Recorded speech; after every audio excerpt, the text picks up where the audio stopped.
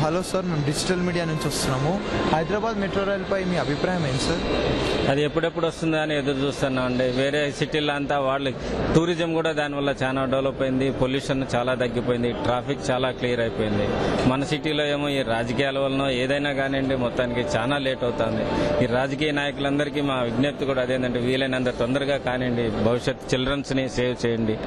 ఈ పొల్యూషన్ తగ్గేదానికి, మీ ట్రాఫిక్ తగ్గేదానికి మీరు అందరూ అవకాశం కల్పించండి అని చెప్పి పొలిటీషియన్స్ కూడా రిక్వెస్ట్ చేస్తాను. దీని ద్వారా అంటే మీరు మా ఏజ్లో ఉన్నప్పుడు, మీ జనరేషన్ అప్పుడు ట్రాఫిక్, ఇప్పుడు ట్రాఫిక్ ఎంత డిఫరెన్స్ ఉంది సార్? అప్పుడు అంటే దాదాపు 20 years బిఫోర్, నేనైతే 30 years అయిందండి హైదరాబాద్ వచ్చి. అప్పట్లో చాలా హాయిగా ఉండేది సిటీలో వాతావరణం. కానీ కాలేజ్ డేస్లో అయితే గ్యాప్ వస్తే క్లాస్లోంచి బయట వచ్చి నిల్చునేవాళ్ళం, చలికి తట్టుకోలేక ఎండలో నిల్చునేవాళ్ళం. అటువంటిది ఈ రోజు పొల్యూషన్కి తట్టుకోలేక లోపల వెళ్ళి కూర్చోవాల్సిన పరిస్థితి ఉంటుంది అనమాట. వెహికల్స్ రోజు రోజుకి ఎకానమీ పెరిగిన దానివల్లే కానివ్వండి, పబ్లిక్ కన్వీనియన్స్ తక్కువ ఉండడం వలన కానివ్వండి, ఎవరికోళ్ళు ఇండివిజువల్ ట్రావెల్ ఎక్కువ చేయాల్సి వస్తూ ఉంది.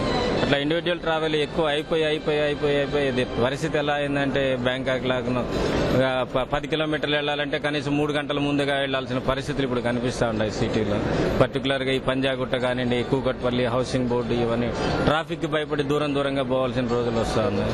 అదే మెట్రో వస్తే సిటీలోనే తిరగచ్చు, సిటీ బయట కాకుండా సిటీ లోపల తిరగచ్చు అని అదొక ఆలోచన. Thank you sir.